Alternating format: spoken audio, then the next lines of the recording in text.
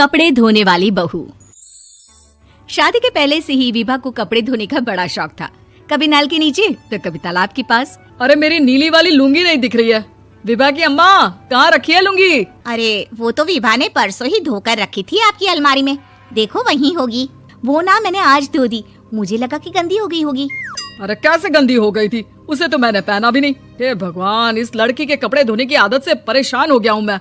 जितना तो घर में राशन नहीं आता, उससे कहीं ज्यादा डिटर्जेंट पाउडर का खर्चा है। इसकी शादी करवा दो, शादी जाए अपने घर में ही करे काम, फिर चाहे घर के कपड़े धोने हो या पूरे गांव के। हाँ ठीक बोल रही हूँ, देखता हूँ मैं कोई लड़का। वो दिन भी आ जाता है जब विभा को देखने लड़के वाले आ जाते हैं। लड़की मुझे अच्छी लगी।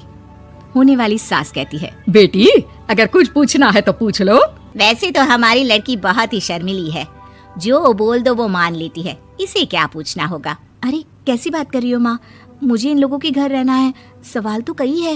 हाँ हाँ बेटा, पूछ लो ना, क्या पूछना है। आप लोगों के घर कपड़े कौन धोता है? सास का मुंह बन जाता है। देखो, अगर तुम ये कहना चाहती हो कि तुम्हें कपड़े धोने नहीं आते तो सुन लो, कपड़े मैं ही धोती हूँ, लेकिन तुम्हारे आ जाने के बाद मैं रुमाल तक नहीं धोऊंगी। अरे चुप रहना भाग्यवान, बहू बेचारी घर आई नहीं, उसे डराना शुरू कर दिया। वो क्या है ना बिटिया, अभी तक तो ये कल्लू की माँ ही धोती थी, लेकिन अब तुम्हारे पापा तो दहेज में वॉशिंग मशीन देंगे ही। तभी विभा की माँ बोल पड़ती है, सवाल भी पूछा तो क्या। वैसे भाई साहब, मशीन की तो फिर भी कपड़े धोने की कैपेसिटी होती है, मतलब जो बिटिया दे रहे हैं ना विभा, इसे कपड़े धोने का बहुत शौक है। ये आप लोगों के क्या, आस पड़ोस गांव मोहल्ले सबके कपड़े धो दे और उफ तक ना करे। बाहर देखा नहीं आपने कितने कपड़े सूख रहे हैं, सब हमारी बिटिया ने ही तो धोए हैं। बस भी करो ना माँ, शर्म आ रही इतनी तारीफ सुनकर। और तो और एक दाग निकाल कर दिखाओ तो मान जाओ। हाँ अच्छा, माफ करना बेटा, मैंने गलत समझा, हमें तो रिश्ता बहुत पसंद है। और ऐसे जुड़ जाता है रिश्ता कपड़े धोने का शौक रखने वाली विभा का। उसकी शादी हो जाती है कोयला फैक्ट्री में काम करने वाले कल्लू के साथ। शादी के बाद अचानक विभा चिल्लाती हुई सास के पास आती है, सासू माँ, अरे सासू माँ कहाँ है आप? ये तो धोखा है, धोखा दिया आप लोगों ने मुझे। इस ससुर के चक्कर के बारे में पता चल गया।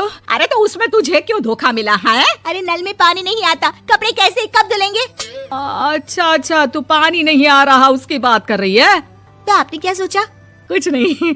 अच्छा, तेरी माँ ने कहा था कि कपड़े धोने का शौक है तुझे, याद आया मुझे। शौक बोलकर कपड़े धोने वाले मेरे जुनून को कम ना आके सासू माँ, कपड़ा धोना मेरा गुरूर है।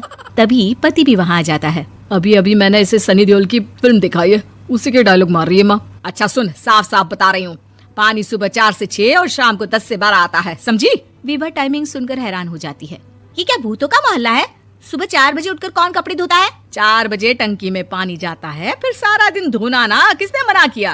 अरे कैसी बात कर रही है, 200 लीटर की टंकी में कितने कपड़े धो लूंगी मैं, सुबह ही उठ जाऊंगी मैं। अब क्या था, विभा सुबह 4 से लेकर रात के 12 बजे तक कपड़े ही धोती रहती। एक रोज सास पड़ोस से निकलकर कहीं जा रही होती है कि साथ वाली कहती है, हाँ कल्लू की माँ, जरा ये बताओ कि 2 साड़ी है, 2 ब्लाउज और एक पेटीकोट और एक नाड़े वाला लंबा कच्छा। हाँ तो? अरे तो क्या, कितना लोगी धुलाई ये बताओ। धोबन दिख रहे हैं हम क्या? हमारे पति सरकारी नौकरी से अभी रिटायर हुए हैं और बेटा सुपरवाइजर है कोयला फैक्ट्री में। धोबन समझ रखा है हमें?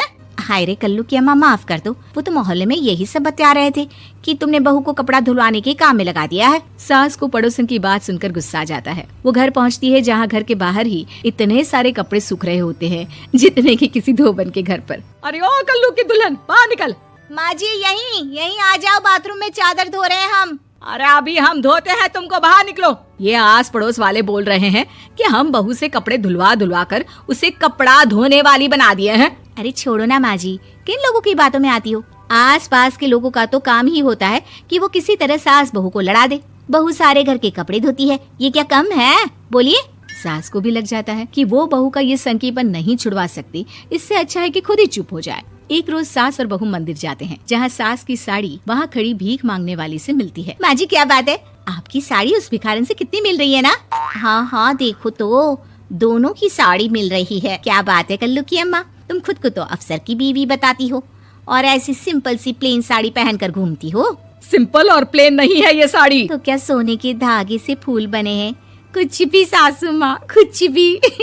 हाँ बने थे इस साड़ी में सोने के धागे से फूल। मेरे पति लेकर आए थे मद्रास से स्पेशली मेरे लिए 10,000 की। लगता है भाई साहब इस भिखारन के लिए भी सेम टू सेम साड़ी लेकर आए होंगे 10,000 की। सास उस वक्त तो कुछ नहीं कहती, लेकिन बहू के साथ घर आती है और अलमारी से एल्बम निकाल कर लाती है। ये साड़ी देख रही है, ये वही साड़ी है जिसे मैंने अभी पहना था। इस साड़ी में ये जो चमकदार फूल दिख रहे हैं ना, ये सोने के धागों से काटे गए हैं। लेकिन तू लोकल वॉशिंग मशीन ब्रश से घिस घिस कर सारे फूलों को निकाल कर साड़ी प्लेन कर दी। मुझे माफ कर दीजिए सासू माँ। और तो और, जब मैंने तुझे तेरी गलती के लिए कुछ नहीं कहा, लेकिन तूने तो सबके सामने मेरा मजाक ही बना दिया। क्यों? बहू को समझ में आ जाता है कि अब से उसका कपड़े धोना बंद।